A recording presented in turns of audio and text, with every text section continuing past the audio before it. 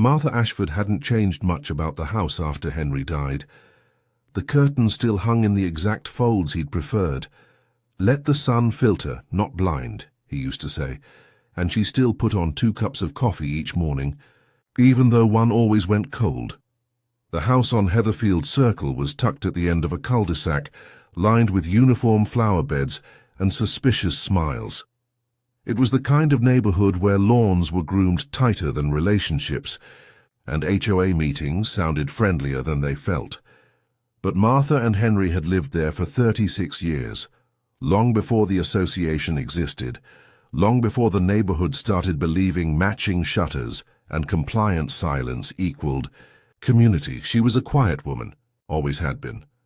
But after Henry's heart gave out while trimming the hydrangeas, the silence in the house turned sharp.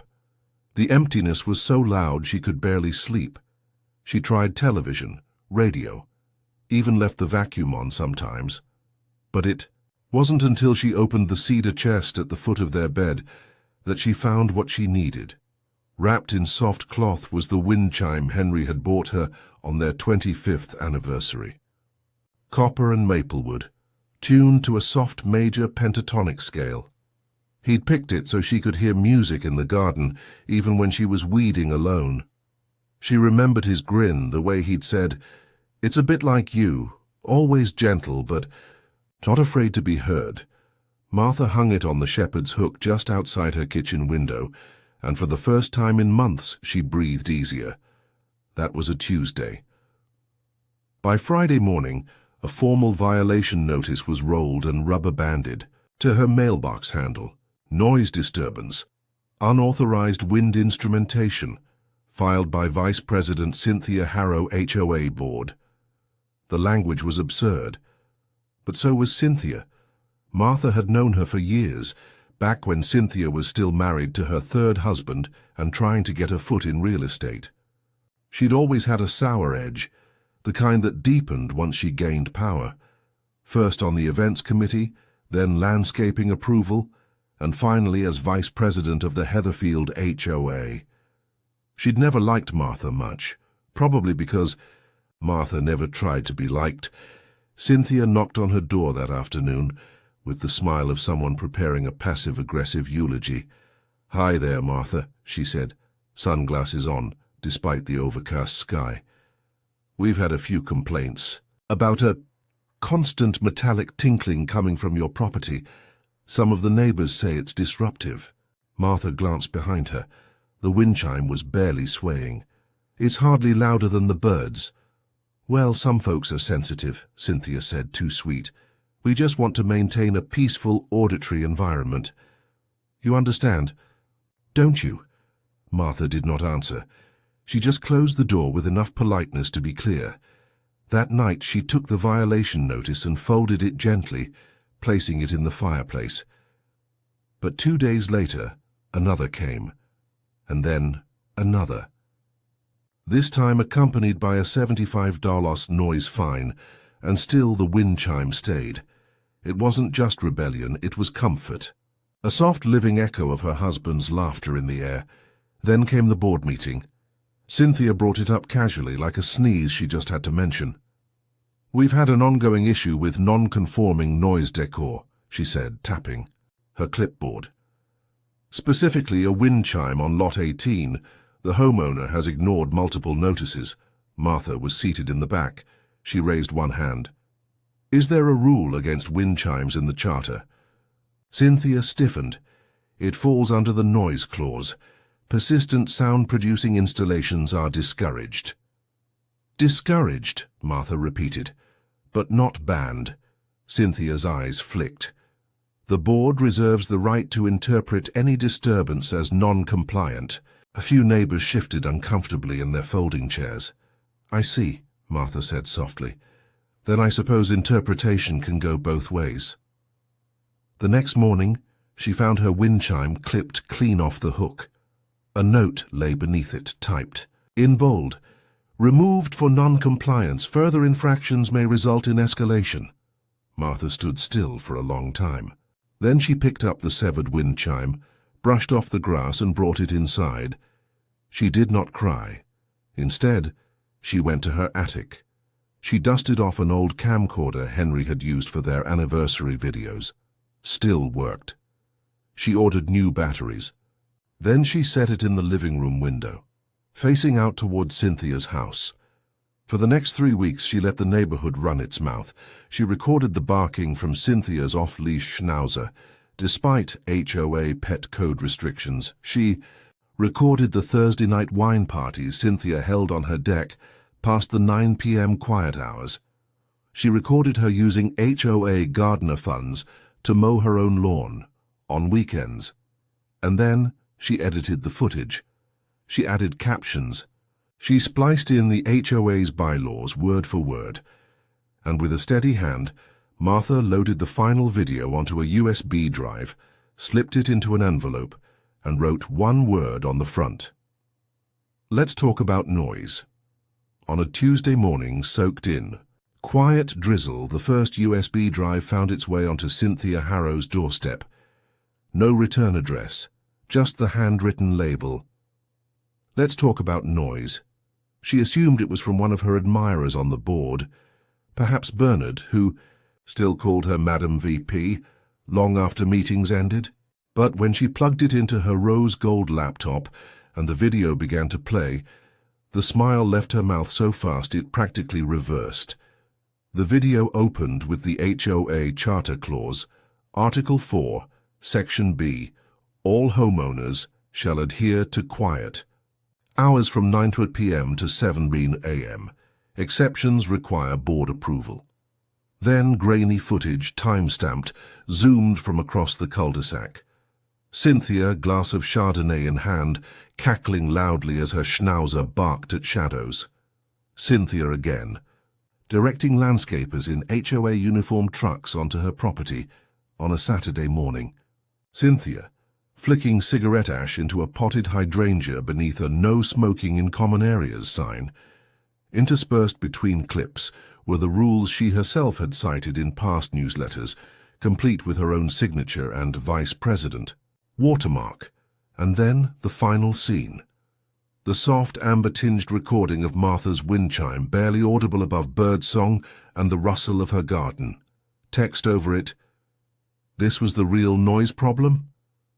The screen faded to black. Cynthia pulled out the USB, flustered and pink with fury. But before she could call anyone, her phone buzzed. New message from HOA board group chat. "Anyone else get this noise video? Is that Cynthia's dog? Wait, is that the HOA mower?" Her hands went cold. Bernard had seen it. So had Tasha and the others. Even Frederick, the meekest board member, had replied with a gif of Kermit the Frog sipping tea. She didn't know it yet. But 10 identical USBs had gone out that morning. 3 were slid into board members' mailboxes. 1 was mailed to the HOA management company. 2 were delivered to local homeowners who had once complained, not about windchimes but about board favoritism. Another was posted anonymously on the neighborhood Facebook group, where it began to gather likes like storm clouds. And the last? Martha had hand-delivered it herself, in a brown envelope with a pressed violet inside, to Channel 9's Neighbours and Nuisance investigative reporter, a woman named Elise Tran with a particular fondness for HOA drama. Cynthia tried to do damage control. She fired off a mass email titled "Clarifying HOA Misconceptions," filled with legal-sounding fluff and blurry justifications. She claimed the landscapers were on inspection rounds, that her wine parties were community planning sessions, and that the Schnauzer was a registered therapy dog. But it was too late. That Thursday, a post appeared in the community bulletin board, both physical and digital, announcing a special emergency HOA board meeting open to all residents. Anonymous submissions would be allowed. Topics would include governance transparency, ethics in enforcement, and fairness of noise regulations. It was the first open meeting in over 6 years. Martha didn't go. She stayed home, trimmed her azaleas, and brewed a second cup of tea for the empty chair beside her. The wind chime swayed again from its old hook, this time with a small sign posted next to it. Approved by silent majority. That evening, Cynthia's SUV was parked in the far corner of the clubhouse lot. She wore a turtleneck and sunglasses despite the dusk. She entered to find over 40 neighbors seated in the fold-out chairs, waiting. Bernard cleared his throat at the front. "Before we begin," he said stiffly, "I'd like to read a letter submitted by a homeowner who wishes to remain unnamed." He adjusted his glasses, then read word for word Martha Ashford's handwritten note. "When my husband died, I didn't make noise, not until I needed to hear something gentle again. You didn't hear music, you heard inconvenience. And yet your dog barked, your mower ran, and your deck parties screamed into midnight. If my wind chime is a threat to your peace, perhaps it's not the sound you fear. It's the echo of your own hypocrisy." There was silence, long, awkward, unforgiving. Then came the first clap, and then another, until the clubhouse filled with fair, slow, decisive round of applause. Cynthia didn't speak that night. She just gathered her purse, turned, and walked out the back door. The wind chime sang louder that week, not because the wind had picked up, but because Martha had moved it to the front porch, where everyone could see it, where it caught every breeze that drifted past Heatherfield Circle.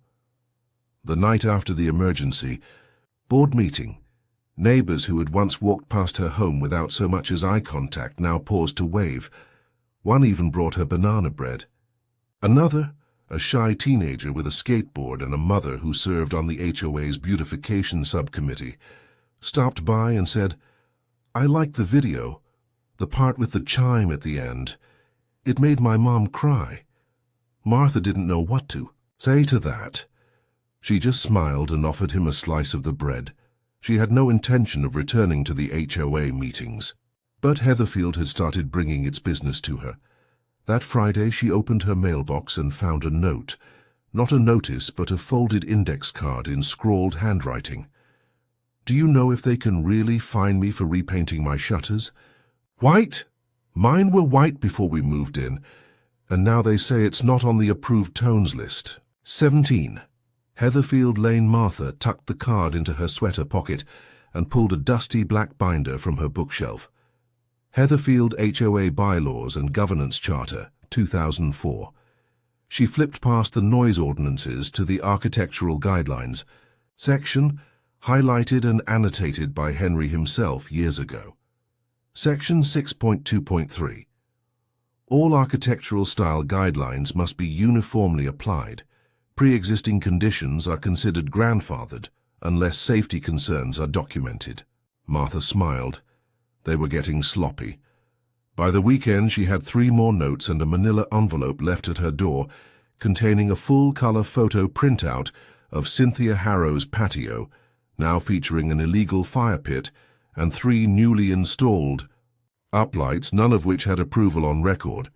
Attached was a sticky note. "She fined me $150 for a solar path light. But this is okay?" Martha had never considered herself much of a leader, but grief had a strange way of making people see clearly, see how long they'd tolerated things just to avoid being noticed. So she took action. She went to the local library and printed out laminated flyers that said, "Know your rights under the Charter. Is your fine valid? Is your violation enforced equally if you've received a questionable citation or if you suspect selective enforcement? Drop a note at 18 Heatherfield Circle or email heatherfieldfairness@gmail.com. No judgment, just facts." By Tuesday, she had 17 messages. By Thursday, a homeowner from across the neighborhood, one she'd never met, came with coffee and a question about a missing audit report from the HOA Treasury. By Sunday, someone slid a copy of the actual landscaping invoices from the past year under her door, highlighted, annotated, and suspiciously padded. Martha stayed quiet. She didn't post online. She didn't shout or demand. She let the neighbors come, to her like water to gravity. and as they did she compiled a binder, black, just like the one that held the HOA charter. Inside, violations, documents, anonymous testimonies, before and after photos, all neatly filed. She called it the echo clause, because everything they'd done to silence her was now coming back around, louder than any wind chime. Then came the next board meeting. Cynthia returned, stone-faced and silent. But something in her posture had changed. She no longer strutted in heels, she arrived in flats. No designer tote, no clipboard, just a tight-lipped smile and a single sheet of paper. It was a proposed motion. The board shall review current enforcement practices and establish a committee to re-evaluate all active fines issued within the past 6 months, prioritizing claims of selective enforcement or rule misapplication. It passed 4-1, Cynthia abstained, but Martha wasn't finished, because tucked inside that manila folder of landscaping invoices there was a line item paid to Emerald Earth Maintenance, $150, monthly, recurring, and Martha had already looked them up. There was no licensed landscaping company by that name in the entire state, just a P.O. box, registered to a C. Harrow. It started with a garden bed. Lot 22 had recently received a fine for unauthorized flora, a claim that confused the homeowners, a quiet couple named the Delgados, who had done nothing more than replace their withered shrubs with native, drought-resistant blooms. The HOA cited aesthetic disharmony, though the flowers were tame yellows and soft reds, hardly the Vegas lights Cynthia seemed to think they were. But in the documentation they received, Martha noticed something odd. The landscaping inspection report was signed not by an HOA groundskeeper or even a board member, but by someone named M. Elliott, representing a third-party contractor called Emerald Earth Maintenance. That's what led Martha to the P.O. box. That's what led her to the state's online business registry. Emerald Earth Maintenance didn't exist as an LLC, not in the state, not anywhere, but the P.O. box it used. It was leased under a trust account, one where the administrator was listed as C. Harrow, the same Cynthia Harrow who'd signed dozens of landscaping contracts, the same one who insisted on renewing Emerald Earth's contract every fiscal year without open bidding. The same one who'd publicly insisted she received no financial benefit from any HOA vendors. Martha didn't smile when she saw the listing. She didn't need to. She simply printed everything. Business registry screenshots, invoice comparisons showing inflated charges, emails between board members referencing Cynthia's go-to team, photos of her own lawn, mowed by the same crew caught mowing Cynthia's property every Saturday morning. It was all there. All of it. The binder doubled in size. She added a table of contents, and then, without drama, she slipped a copy into an envelope labeled to Elise Tran WNN Channel 9 Neighbors and Nuisance. 2 days later the call came. "Is this Mrs. Ashford?" Elise's voice was smooth, sharp. "I've gone through the packet, and I'd like to set up an interview on camera." Martha hesitated. "Will it help the neighborhood?" Elise paused. "It may help more than that." The segment aired the following Thursday. Prime slot. The teaser: HOA or ATM, investigating fraud in the garden suburbs.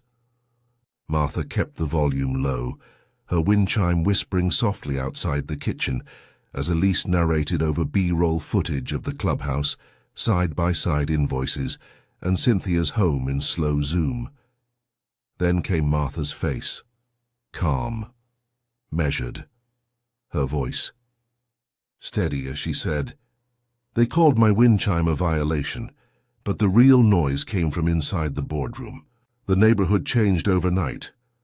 By morning, the mailbox in front of Martha's home had overflowed with letters, some anonymous, some tearful, some angry. HOA members resigned within days. Cynthia went silent, but not before she made one last move. That Saturday, Martha opened her mailbox to find a single sheet of paper, no envelope, no signature, just bold red letters: cease and desist, defamation, libel, harassment, HOA legal counsel. Will contact you. Martha held the letter in one hand. In the other, she held the letter from Channel 9's legal team, promising full media protection and legal counsel under whistleblower rights. She folded Cynthia's letter carefully and filed it in the back of her binder. Section: Desperation. Then she made her next move. She showed up at the next community meeting, not as an accused, not as a victim, but with a petition. We, the undersigned residents of Heatherfield Circle, move to dissolve the current HOA board and call for a full financial audit and community-led re-evaluation of governance, effective immediately. 37 signatures, all gathered in under a week, enough to trigger a recall vote. Cynthia didn't even attend. Instead, she listed her house for sale that same weekend. Rumors swirled, something about moving closer to family or a job opportunity out of state. Martha didn't care. She sat on her porch as a for sale sign was hammered into Cynthia's lawn, listening to her windchime ring against the morning breeze. A neighbor waved. Then another. And when the new interim president stopped by to ask if she'd consider joining the new Ethics Oversight Committee, Martha simply said, "I'll think about it. Right now I'm just enjoying the quiet." The real kind. Not the kind written into bylaws, not the kind demanded by petty power, but the quiet that comes after truth has spoken, and everyone finally listened. The yellow paint sat in Martha's garage for nearly a year. Henry had picked it. She still remembered the day, the two of them standing in the hardware store, holding up paint swatches like they were choosing a name for a child. He said it reminded him of the sun on a dandelion. She said it reminded her of late summer afternoons, when he'd nap under the porch fan with his book slipping from his chest. They never got around to using it, because just before Henry died, the HOA had passed a rule requiring all exterior paint. Choices to be approved neutrals. And as Cynthia had once hissed, "Sunshine isn't neutral, Martha." But now Cynthia was gone. Her house, once the crown jewel of conformity, had been stripped of its smug perfection. The new owners, young, newly married, with 2 rescue dogs and a front lawn full of planters, had already joined the committee to revise the architectural guidelines. The audit had turned up more than just landscaping fraud. The HOA's legal fund had been depleted defending petty lawsuits. A third of the board had resigned or been voted out, and those who remained were open-eyed now, careful not to repeat the mistakes that had silenced so many. And that's when they called her. "Mrs. Ashford," said Joy Tran, the new board president, a 30-something architect with a pixie cut and a clipboard, "we're holding a community design night this Saturday, a chance for residents to vote on revised exterior guidelines. You've got an eye for history and honesty. Would you join the review panel?" Martha sipped her tea. Her windchime danced gently behind her. "Will there be rules about how a front door should grieve?" she asked quietly. Joy didn't flinch. "There'll be room for beauty and for memory." Martha considered this, and nodded once. Saturday night came like a whisper, folding chairs and string lights strung across the clubhouse lawn. A poster board titled "Color Freedom" with sample swatches in every hue. A long table where people could vote. Stickers next to pallets, sticky notes for suggestions. Martha watched as families debated over terracotta versus pine green, as kids slapped stars on pastel purples, and as elderly couples squinted at lilac and lavender like they were foreign languages. She didn't say much until someone asked, "What about yellow?" And a hush settled for a breath too long. Then Martha stood, walked to the board, pulled from her purse a paint swatch, faded and folded from time. She pinned it to the board, golden dandelion, and underneath it she wrote in looping script, "In memory of every door that should have never been closed." That night it received more stars than any other color. 2 weeks later, the HOA formally repealed the neutral palette rule, and the following Saturday, under the golden hush of a spring afternoon, Martha Ashford opened her paint can. The brush in her hand felt heavier than expected, but not from age. From the weight of everything that had silenced her, she painted slow, steady. By the time the sun set, her front door glowed like honey and memory and something deeply defiant. As she stepped back to admire it, a knock came. It was Joy Tran again. This time with a bottle of sparkling cider and a fresh envelope. Inside, a certificate, presented to Martha Ashford for restoring the voice of Heatherfield Circle. On the back, handwritten in blue ink, were names. Nearly 50 of them, people who thanked her for helping them find the courage to speak. People who didn't know her husband, but now understood her silence. People who once feared the board, and now felt heard. Joy leaned in, voice gentle. "You know, the ethics committee is forming officially next month. It's your seat if you want it." Martha didn't answer right away. Instead, she looked at the wind chimes swinging softly beside her golden door. "I think I've already said everything I needed to," she replied. And for the first time in years, she meant it. The chime didn't just sing anymore. It meant something. Every time it stirred in the breeze, it was a soft reminder that silence wasn't always peace and rules weren't always right. The neighbors heard it differently now, not as noise, but as a kind of neighborhood anthem. A song that survived pettiness and pavers and HOA pettifoggery. It was the sound of someone refusing to disappear. Martha wasn't trying to become a figurehead, but that's the thing about truth. It doesn't care about plans. Once it's out, people begin to orbit around it. By June, her mailbox was full again.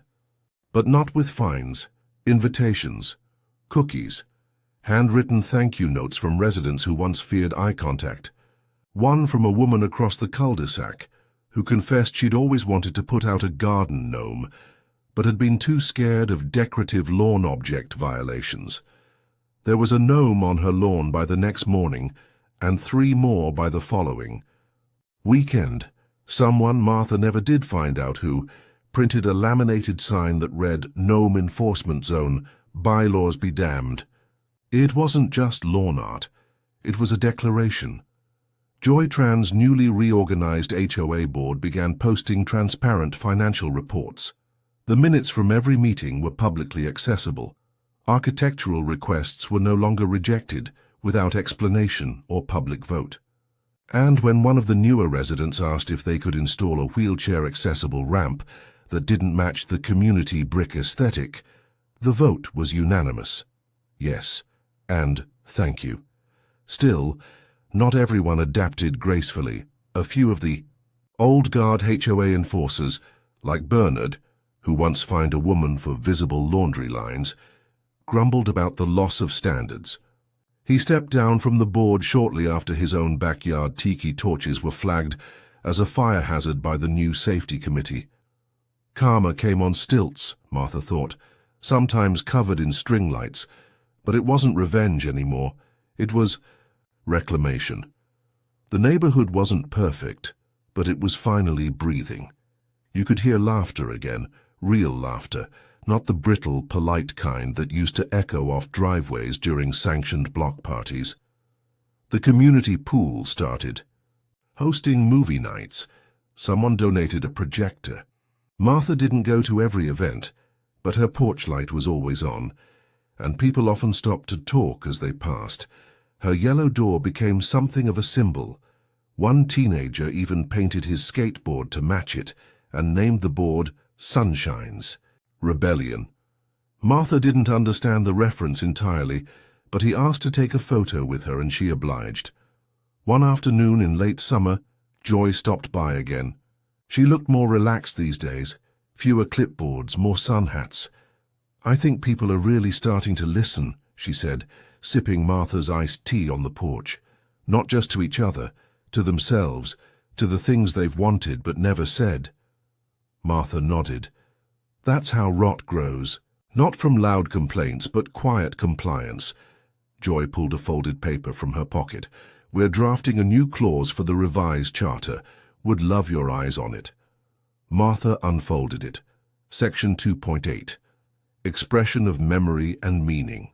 Homeowners may display items of personal, cultural, or emotional significance, such as wind chimes, memorial decor, or color accents, so long as they do not endanger safety or infringe upon the reasonable peace of others. HOA shall not restrict such expressions based solely on aesthetic preference. Martha blinked. Where did this come from? Joy smiled. A neighbor submitted it anonymously, said it was inspired by a door and a wind chime. Martha folded it. Again, she didn't cry. Not quite. But the wind shifted, and her chime sang just then, long and full, like it had waited for that exact line to deliver its note. And in that moment, Heatherfield Circle didn't feel like a community built on cement and bylaws. It felt like a place that had learned to bend, to listen, to change. The letter arrived in a sleek cream envelope with no return address. It wasn't stuffed like the fan mail or cookies in Ziplocs Martha now regularly received. It was thin, precise, a blade in paper form, the kind of envelope that smelled like toner and threat. She slit it open with the same antique letter opener Henry once used to sort bills and birthday cards. Inside was a single sheet of heavyweight paper. Centered at the top, Harlow and Penmark, attorneys at law. On behalf of Miss Cynthia, Harrow. Martha read it slowly. Cease and desist. Alleging ongoing defamation. Claiming that her actions, including the anonymous video submissions, public appearances, and coordinated neighborhood disruption, had caused irreparable harm to Ms. Harrow's reputation and potential employment prospects. There was something almost laughable about it, especially the part that claimed Ms. Harrow's emotional distress is well documented and exacerbated by the continued public display of symbols associated with past incidents, namely a certain yellow door and copper wind chime. Martha placed the letter flat on her kitchen table. Then she turned on the kettle. She didn't need panic. She needed peppermint. It had been months since Cynthia vanished, her house sold, her name mostly spoken now as a cautionary tale or punchline. But this letter, this quiet reappearance, carried the stink of someone who couldn't let go of a throne she no longer had. Martha called Joy. By the time she finished reading the letter aloud, Joy was already muttering curses on the other end. "I'll loop in our legal volunteers," she said, "and Elise Tran. If Cynthia wants to dredge up the past, let's remind her she's still knee-deep in it." But Martha had a different idea. She didn't want another broadcast. Not yet. She wanted quiet accountability. So she wrote a letter back, not through lawyers, just her own handwriting as steady as ever. "Dear Miss Harrow, I understand you're uncomfortable with the outcome of your own actions. That's something we all face at some point, but I assure you, the yellow door wasn't painted for you. The chime doesn't sing to spite you. It sings for memory and for grief and for resilience. You made yourself the villain of a story you never tried to understand. You don't need to threaten silence, Cynthia. You already have it. No one's speaking your name because we're too busy building something better without you. I hope you find peace." Truly, Martha Ashford.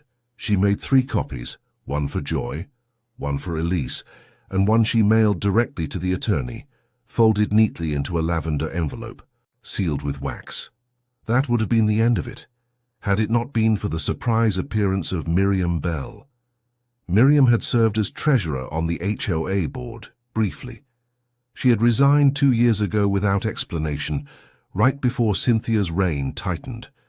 Most people assumed she'd moved away, but there she was at the next monthly neighborhood potluck, carrying a casserole and a manila envelope so thick it looked like a phone book. She found Martha under the string lights. "I've been watching. From the sidelines," Miriam said. "You gave people the nerve to speak, so I figured I'd better do the same." She opened the envelope. Inside were bank statements, email printouts, draft minutes that never got published, and, most damning of all, a ledger showing that Cynthia had used HOA funds to pay for a private legal consult. Not when she was board president, but after the recall, after she'd lost all authority, after she was no longer entitled to a dime. "That lawyer who sent you the letter?" Miriam said. "Check the invoice dates. She used HOA funds." "Illegally?" Martha stared at the paperwork. The ghost of HOA past hadn't just reappeared, she'd stolen from the present. Again. Martha didn't raise her voice. She didn't post in the Facebook group or knock on doors.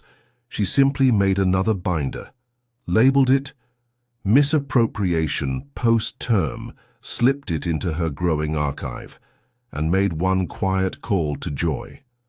"Let's file it properly this time," she said. "No noise, just justice."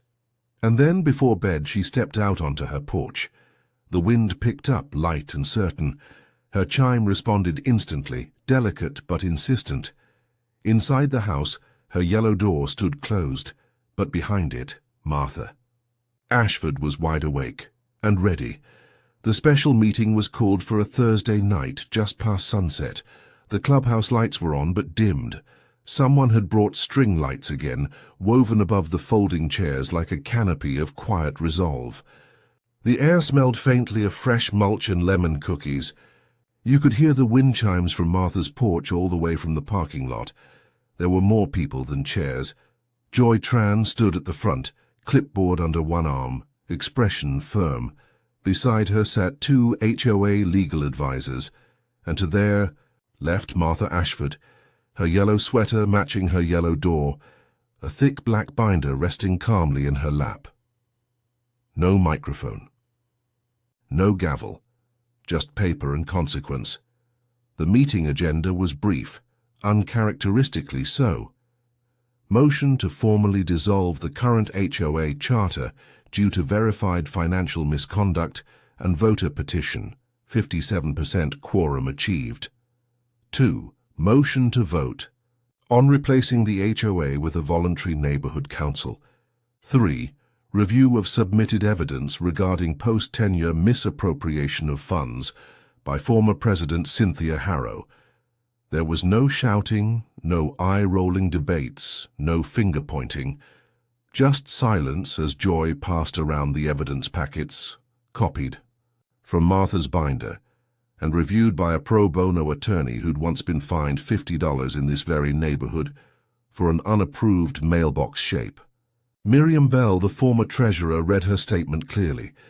"I stepped down because I was asked to sign off on expenses I knew were false. I regret waiting this long to say so. But I'm here now." When it was Martha's turn, she didn't speak from a prepared note. She didn't even stand, she just looked out at the faces, some familiar, some humbled, some relieved. "I didn't do all this to take anyone down," she said. "I just wanted to hear my wind chime again, and for the place I live to stop punishing people for trying to live with joy." She let the words hang, and then she opened her binder. One last time. Inside was a single page now, labeled Final Entry. Motion passed. She slid it across the table to Joy. Joy read aloud, "Effective immediately. Heatherfield Circle Homeowners Association is hereby dissolved. In its place a voluntary neighborhood council will be formed, elected yearly with no authority to fine or penalize, only to organize, inform, and support.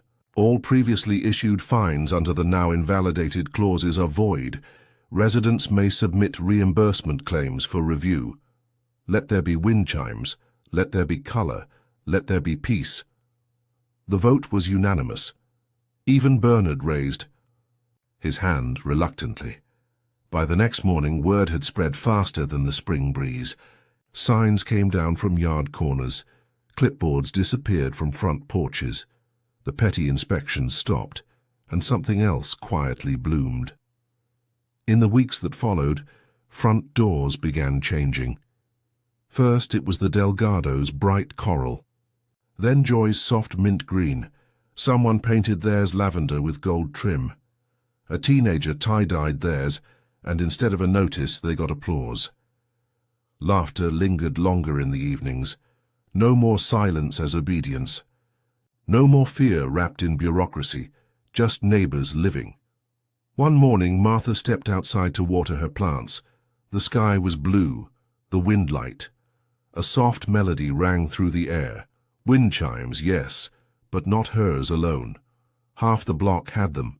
Now some brass, some bamboo.